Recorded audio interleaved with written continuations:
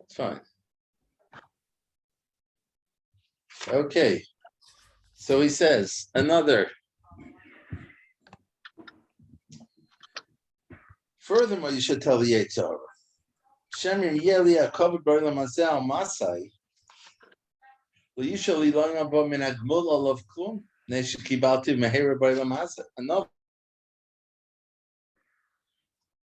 telling you, he's trying to cause your mitzvah not to be pure. He's trying to get you to do it because of covet. He's trying to distract you.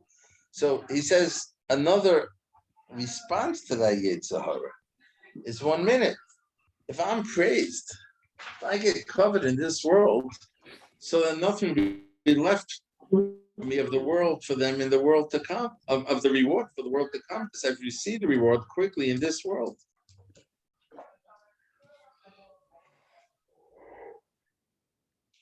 Says Rav Miller here, although the author is refuting the Yetzirah in all the arguments, it doesn't mean that we are refuting them. We're learning that it's important to fight back.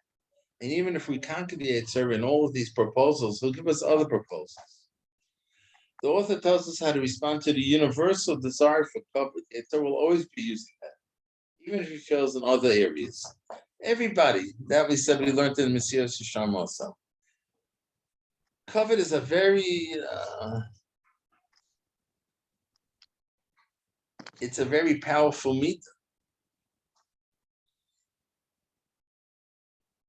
Right? It's a very powerful meter. It's a big move of ours. So much of what we do is because of covet. And I guess that part of it is because the person, has to feel good about himself. You're not healthy if you don't feel good about yourself. You have to feel good about it. But you should really feel good about yourself. What's that? You really need kavod in order to feel good about yourself. No, not really. The real way to feel good about yourself is to appreciate yourself. You don't need from somebody else. Right? You should have a good ego, good self-esteem, whatever they call it, right? A healthy person feels good about it. But I'm saying, but being that you have that need and you're not feeling good about yourself, so you look for a fix. You look for it from outside. If this guy tells me, and if I get respect, so at least temporarily I'm going to feel good. Is there ever an appropriate time for kavod? Well, there's a mitzvah to covet them, and covet parents, and covet tirabim. But I'm saying to get kavod for yourself, not to give it. Besides the school dinner. Is there any time that's proper to take covet for yourself? What do you think? Could you think of something? Kavod abrius. Shouldn't. Yeah, but that's again giving. That's giving. What's that? That's kavod abrius is you give other people covet. No, you don't walk around in a t-shirt and jeans. So it's like self-respect. Self-respect. But again, that again is covered that is from feeling good about it, feeling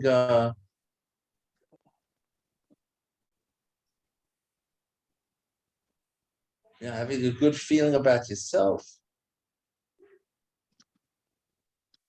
What do you think? I mean, I'm just following your thought process. If someone Nothing's really coming to mind.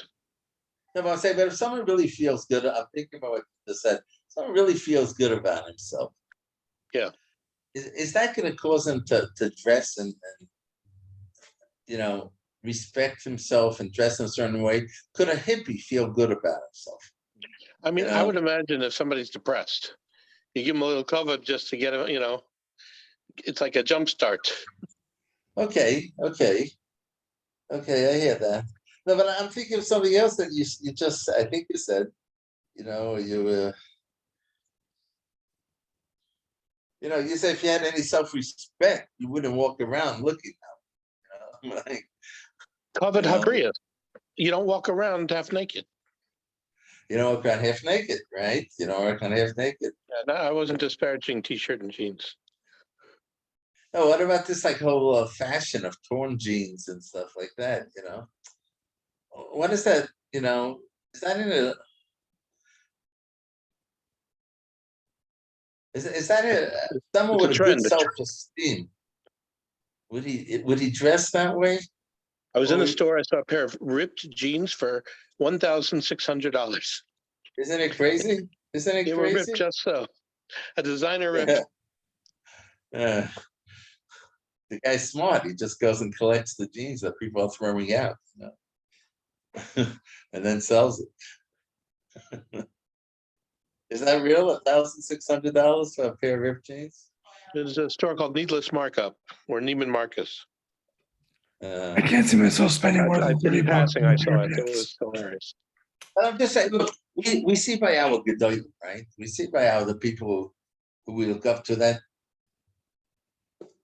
Even Chazal say, you know, that Talmid Chacham that has a stain, it's a chilul Hashem. You know, they're very careful about their dress. They may not always have the money to buy, you know, new clothing and stuff, but it's always very clean and it's an nikius, it's expression of a shlemus of a person. You know, to be a hippie is, I don't know, I'm allowed to say it in our times, you know, like it's not woke, you know, but it's not expressing a shlemus of a person, you know, it's a cop out. You know, you're copping out of a shlemus, so you're creating a new culture where I don't have to. I don't have to. I could be Hefka, you know, and call it shlemus. I could be Hefka. I can do what I want. I can dress the way I want. Don't tell me how to dress. We used to say in yeshiva, but in our David, but it's interesting how important the way you dress is to you is because you'll never get a hippie to put on a three-piece suit. If he's saying, you know, dress is nothing, so okay. So do me a favor, wear a suit. He's not going to do that because he's a hippie, you know. Everyone wants to make a statement for the way they dress. Everyone's making a statement. And not that they might fool themselves, but they're making a statement because they're not going to dress the other way no matter what. But,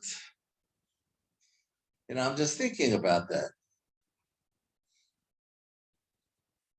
No self-respecting person would wear that pair of pants, you know. So why are you wearing it? Is that a true statement? I think there's truth to it. I just have to think about it some more. I'm not saying to judge somebody by the way they dress, but if they're not dressed, you know, like a mensch, I think it says something. I don't mean at the beach. I understand He carry that. himself. It's part of how he carries Okay, himself. so then you know I don't know if you listen to yourself, you just contradict yourself because you are judging a person by the way he dresses. No, it's And for you. I think I have a right because the way I a just person came off an dresses. airplane. I was wearing a jacket and a haLevavos or something, you know. Yeah. No, they didn't care. They looked at me like I'm stupid because it's 90 degrees outside, but it's, you know, I Okay. dress like a person. That's right. That's right. Just because nobody else does doesn't mean it's not dressing like a person. I think a dress is a statement of who I am. I think everyone dresses. That's what I'm saying. She's As I'm saying, a hippie won't put on a three-piece suit. Just 1 minute, Yaakov. And a banker is not going to dress like a hippie because each one wants to make a statement. And making a statement. This is who I am. Don't you know? When I was growing up, the Rabbein would say, you know, they would say, you know, until Kennedy, presidents wore hats. People wore hats. Kennedy was the first one not to wear a hat. And it's because he was lowering the chashivas of being a president. It's not that he said that this is chashivas. He didn't want that chashivas. He wanted to be a regular guy on a certain level. Okay, so what were we saying here? We were saying that one of the arguments to the Yitzhar is that if I get covered here, it's gonna detract from my reward in the next world. And he's saying, and Ramil saying the Chovos haLevavos is saying that COVID is always going to be an issue. It's a good thing to know because sometimes when you feel, you might feel, also I'm a failure because I seem to be doing for COVID. No, that's a normal thing. He says they said about one of the Hasidim, the pious people, and he entered one of the stores. He went to the market to buy something. And his neighbor, and the neighbor of the merchant who's standing nearby said to the merchant, give him a good price for a sacred son and make him happy. Because he's a God-fearing man and a learned man. That's what a guy did, a friend of the person selling said, give him a good price. The chassid said, I don't want your vitor. I don't want these special treatment. I only came here to buy with my money, not with my Torah. I'm not trying to buy anything with my Torah. He refused to buy the article from him. Instead, he walked out of the store. And went to find it in another store who didn't know it.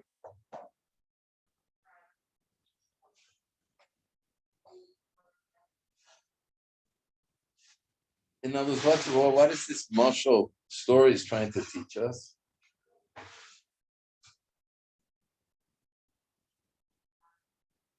The guy wanted to give it to him cheaper. He was giving him coffee. He didn't want that coffee.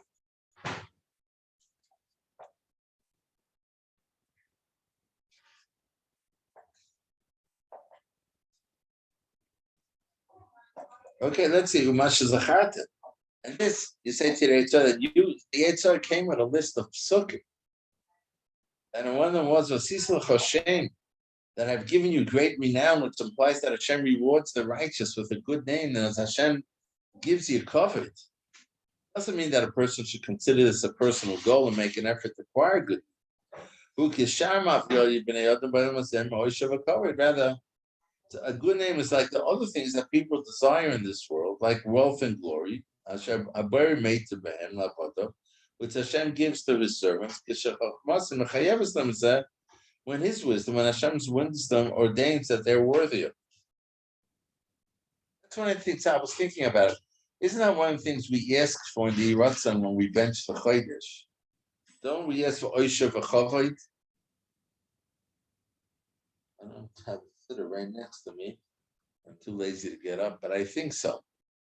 So the Chovos haLevavos is addressing that. It says that Hashem sometimes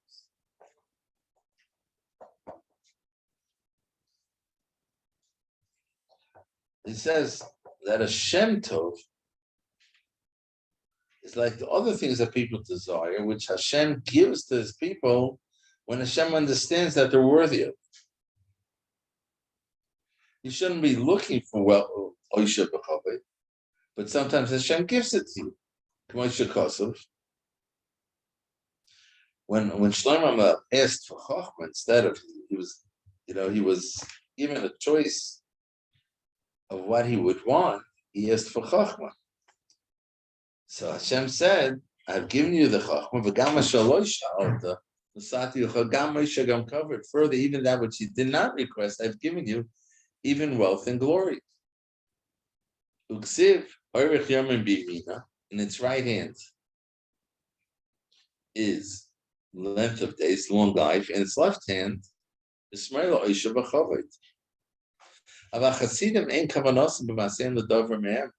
the Hasidim, when they do mitzvahs, it's not for these things. They're not doing it for the Oisha b'Chavod. They're not doing it for the Shem. They're doing it because they're serving Hashem, Shumeiter Behem, who gave them these things. The Mishiyir Tzeman Shabadosa, and whoever he pleases of those who are devoted to his service. V'zulasam, Maminim v'Koifrim, and those who are not believers and non-believers.